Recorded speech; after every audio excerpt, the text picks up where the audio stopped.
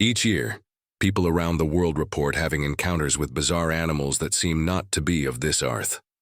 It occurs so frequently that an entire scientific discipline, cryptozoology, was established to study the phenomenon. For a brief period during the early 1970s, one small town in rural Illinois would briefly play host to an entity so mysterious that neither the residents themselves nor anyone else has ever encountered it again. Just what exactly was the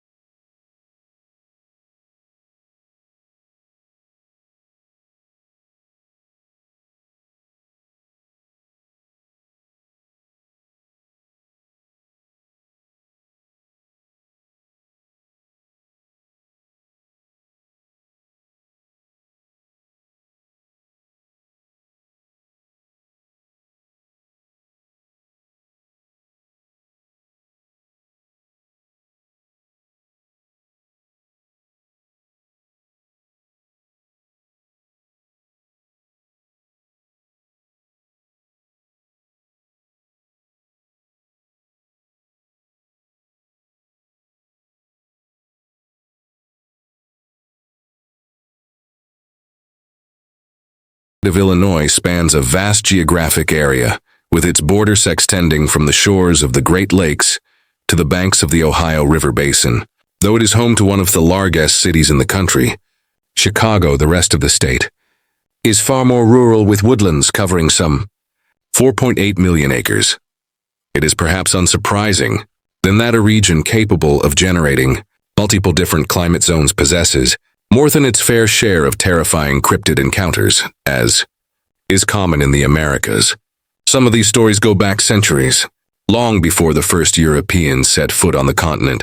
Perhaps the best example is the giant piazza bird, which is said to haunt Theskies above the Mississippi River, descending as if from nowhere to attack unwary travelers. Its name, which means the bird that devours man, has been traced to illiterable folklore and one Father Jack Marquette, who wrote of seeing murals depicting the beast back in 1673. Though referred to as a bird, the beast in these images possesses horns, red eyes, a beard, and a serpent-like tail, which historians agree seems much more indicative of a dragon.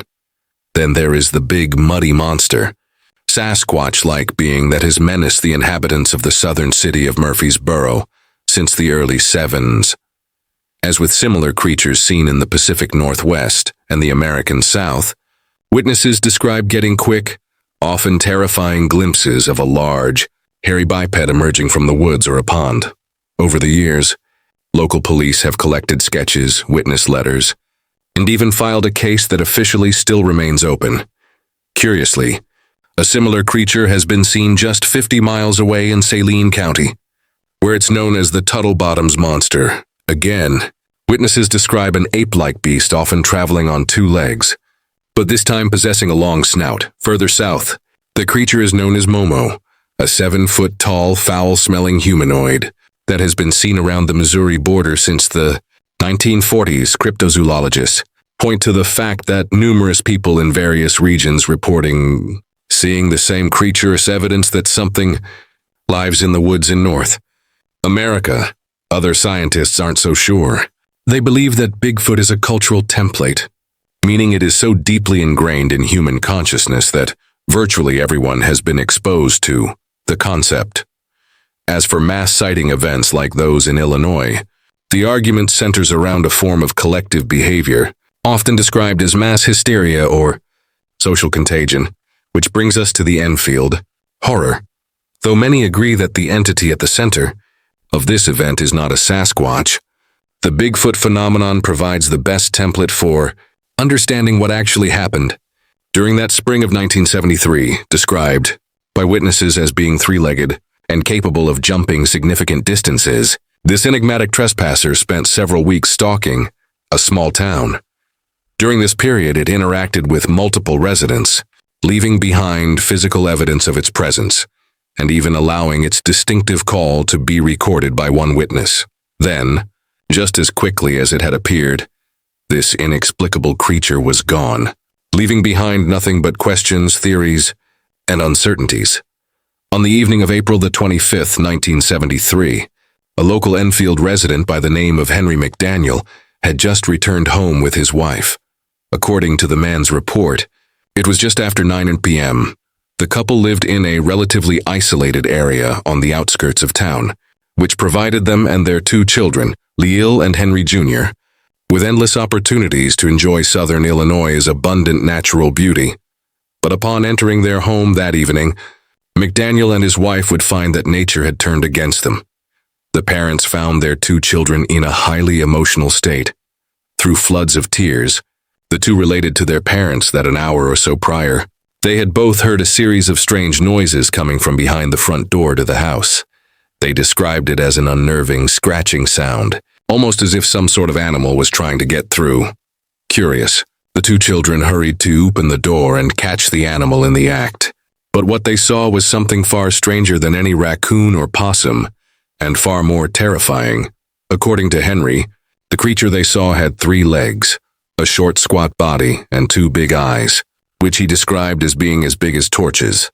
Still in shock from the sight, Henry Jr. was slow to react when the wicked-looking creature extended its arms out towards them, huge claws stretching just inches from his face. Fortunately, his survival instincts kicked in and he was able to slam the door shut before grabbing his sister and running off to his bedroom to hide. They'd remain there until the moment they heard their parents return. As he listened to his children's account, Henry Sr. became acutely aware of a persistent scratching noise coming from the exterior of the door he and his wife had just closed. At this point, he was convinced that what the kids had seen was just a willed animal of some kind, and imagination had simply filled in the gaps, hoping to teach them a lesson. He strode purposefully towards the door and threw it wide open. But instead of a forest creature, what he saw was a vision of hell itself. With the porch light on, Henry was able to get an even better look at the creature than the children. It stood roughly 4 and 1 to 2 ft tall, and was covered in a short layer of light gray fur. Its face was almost unidentifiable. Due to its oversized pink-colored eyes, the long claws on each of its hands were located at the end of 2 short arms connected to a squat torso with the rest of its body, made up of 3 long and powerful legs, just like his son had done. Henry slammed the door hard in the face of the interloper. After shouting at his wife to take the children to their room, he equipped himself with a .22 caliber rifle and torch. When he then kicked the front door back open, he saw that the creature was slowly retreating away from the house towards the fence line of his backyard. Without hesitation, he raised his rifle and fired 4 rounds into the intruder. To his shock, the act produced no effect other than eliciting an angry hiss from the beast.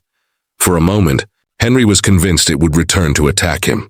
Instead, he watched in utter bewilderment as it bent its long legs backwards and then launched itself, clearing his yard in a series of leaps before disappearing into some nearby trees. Without thinking, Henry reloaded the rifle he was holding and went to give chase before realizing that to do so would leave his family undefended at the house. Convinced that the creature would have already entered the home if able, he decided to play it safe and go back inside, where he promptly called the police.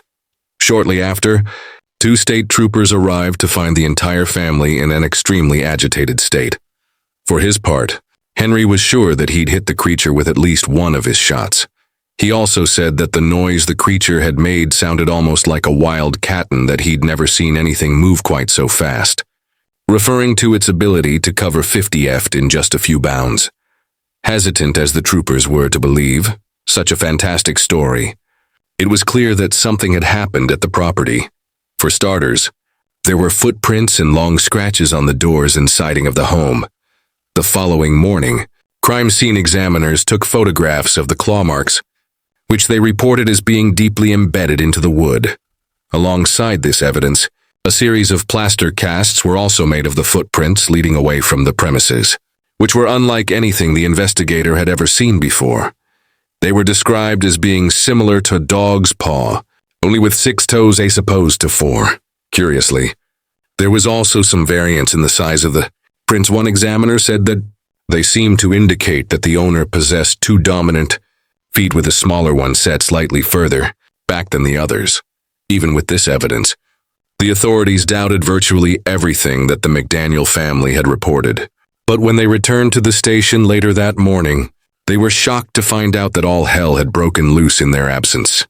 That same morning, a totally different group of officers had been dispatched to another address to speak to a 10-year-old boy named Greg Garrett. Garrett informed the troopers that roughly half an hour before the events that had taken place at the McDaniel household, he had been involved in a similar incident. At the time, he had been hurrying to get home and had cut through a couple of alleyways to save time.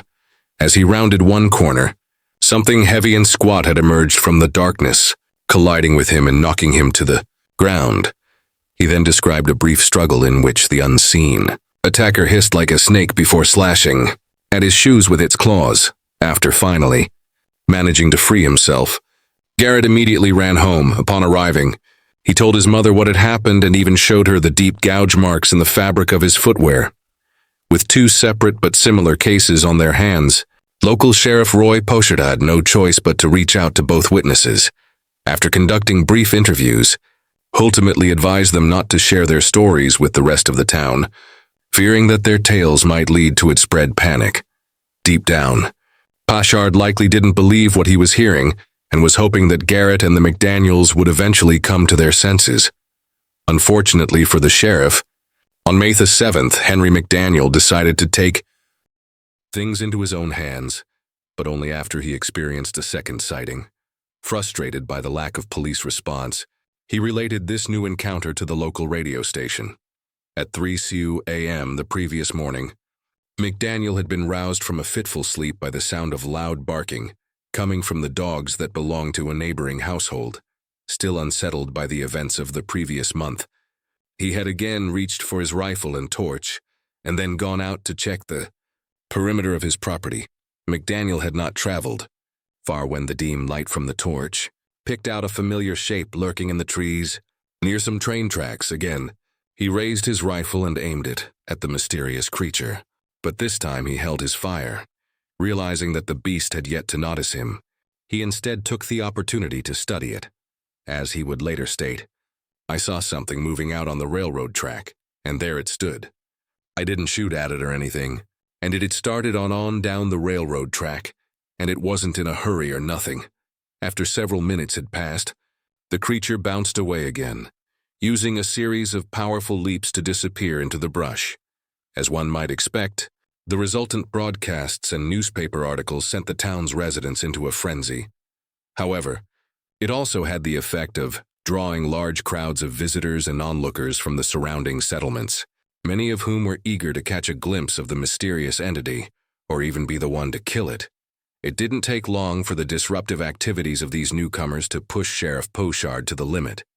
However, any restraint he may have felt dissolved the moment he received reports of shots being fired.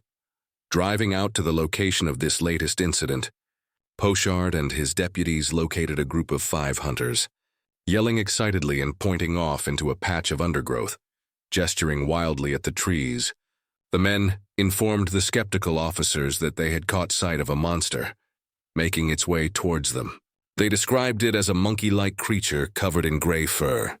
As it slowly approached, several members of the group opened fire only to learn that their bullets apparently had no effect on the creature, which again fled via a series of powerful leaps and bounds, searching the location and finding no evidence that any animals had been present.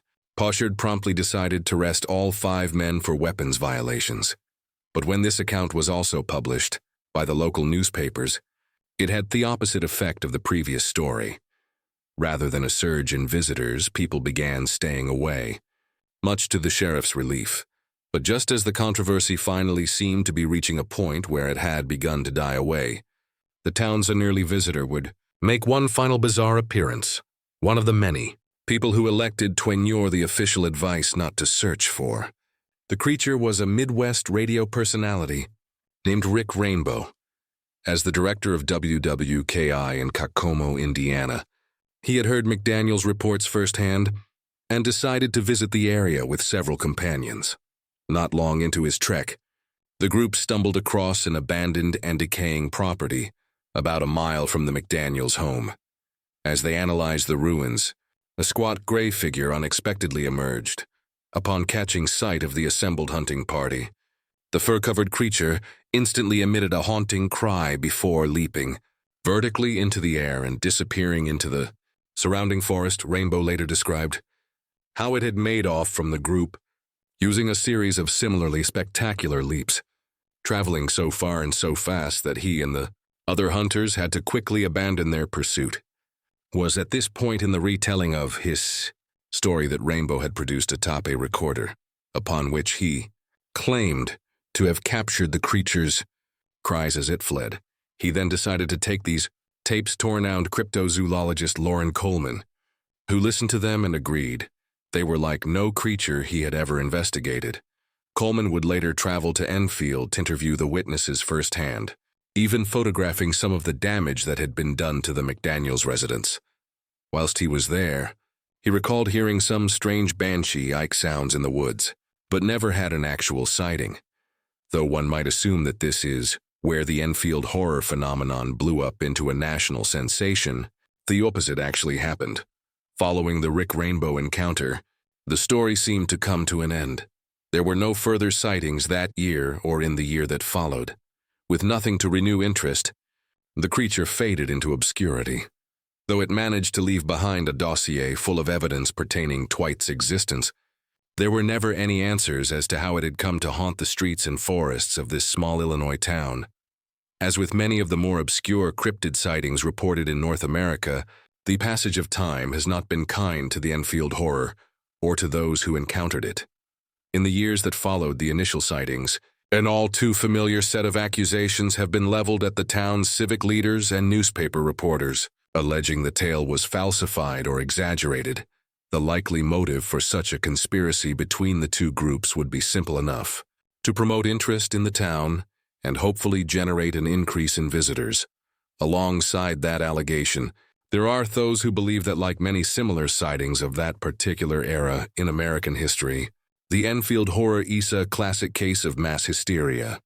In fact, in 1978, the incident became the subject of a study on social contagion at Western Illinois University. The researchers eventually concluded that only a few of the sightings, notably those involving the McDaniels, could be considered even remotely credible. The rest had derived from media-fueled rumor chains and suggestibility. As for the initial events, they argued that witnesses misidentified a common farm or wild animal due to the unnaturally tense or adverse nature of the encounter. This, in turn, generated a whole series of further mistaken sightings where the testimony of the new witnesses was tainted by the words of those who had gone before that said, "Mass hysteria can't manufacture tracks or scratches." Even if we argue that the McDaniels family did not see a three-legged hairy creature with large claws, it seems clear that something was there that night. The officers and crime scene investigators who saw the tracks had zero reason to lie, let alone actively fabricate evidence. This brings us to the second common argument that the entire thing was a hoax. Indeed, there have been suggestions that the story was a direct byproduct of tensions between Sheriff Poshard and a number of local residents, including Henry McDaniel.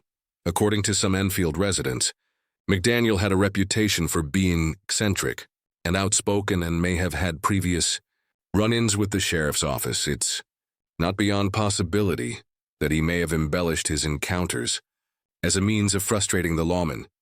Knowing full well how disruptive a monster panic could become, these arguments appear to be reinforced by the fact that young Garrett later admitted to fabricating High's encounter when his account was placed under scrutiny.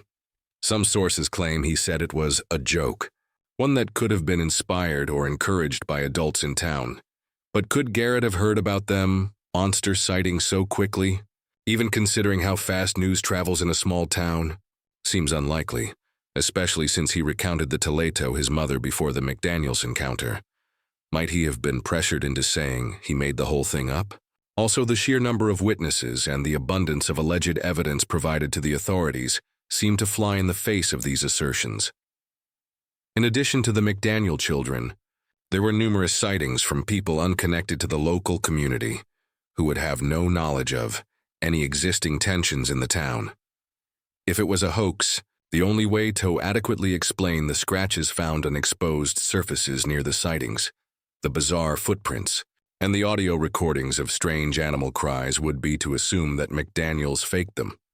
Eccentric or not, would he be the kind to damage his own home or run into the woods making animal noises whilst men with guns were on patrol? It seems unlikely. If the Enfield Horror wasn't a hoax and it wasn't a case of mass hysteria, what was it? If we are to accept the testimony of those involved at face value, we have a mysterious jumping creature with gray fur, big eyes, and potentially 3 legs. Over the decades, some commentators have theorized that the creature was likely a kangaroo that had managed to escape from a private collector residing somewhere in the surrounding area. This would explain the strange tracks in the 3rd leg, which could easily have been the animal's tail. Although their hind legs have only 4 toes, whereas the tracks had 6, the front paws do have claws, which can be quite terrifying. Then there's the description of how it moved. Kangaroos are fantastic jumpers, known to leap up to 25 ft in a single bound. They can also jump up to 10 ft in there, especially when startled. Finally, whilst they are often rather quiet, these animals have been known to hiss and sometimes bark in a cough-like manner. Despite the fact that Rick Rainbow claimed to have recorded the creature, any reproductions seem to be long gone. What can be said is that the high-pitched banshee-like screams that were described by him and Coleman do not match the familiar sounds produced by a kangaroo, nor are kangaroos bulletproof. Others who believe in the misidentified animal theory suggest that what the McDaniels might have seen was a large Apor monkey. Interestingly, there is a precedent for this type of encounter in Illinois. During the 1940s, the town of Mount Vernon was plagued by a series of grisly cattle mutilations, which locals attributed to a pack of wild apes living in the surrounding foothills. According to witnesses, these leaping beasts were baboon-like in appearance and could jump 20 ft or more in a single bound.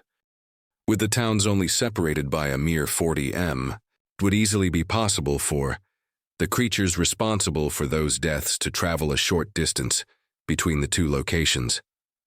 Unfortunately, that still doesn't give us any indication as to what they were. To be open-minded, we have to agree that it's possible the mysterious monster is just what people assumed it was, a creature completely unknown to science, unless it is a mutated or disfigured form of an existing animal. Texts can confirm that no known vertebrate animal has evolved with 3 legs as a natural biological trait. Like the Bigfoot phenomenon, we would have to assume that there is a long-hidden breeding population of these animals somewhere in the forests of the Midwest. Still, how they've managed to stay undetected before and after the Enfield incident further complicates this theory. Given these facts, some feel that the Enfield Horror is something not of this earth at all. They argue that it could either be an extraterrestrial or some form of interdimensional. Today, this would explain its science-defying biology, and the fact that it was seen so frequently, for a single month only to disappear forever. Having returned to its own world, the Enfield Horror joins a far, wider gallery of strange and unnatural creatures to have traversed the United States throughout the mid-nth century. It remains to be seen whether these entities have always resided within the wilderness of North America, or if they perhaps come from somewhere much further afield, such as an astral plane, a neighboring dimension, or even another planet. Whatever the truth behind the Enfield Horror, one fact remains undeniable. Something strange happened in that small Illinois town in the spring of 1973. Whatever it was, its brief and chilling presence left a scar on the community, and a question that half a century later still awaits an answer. Heat, heat, heat, heat. That time is glorious.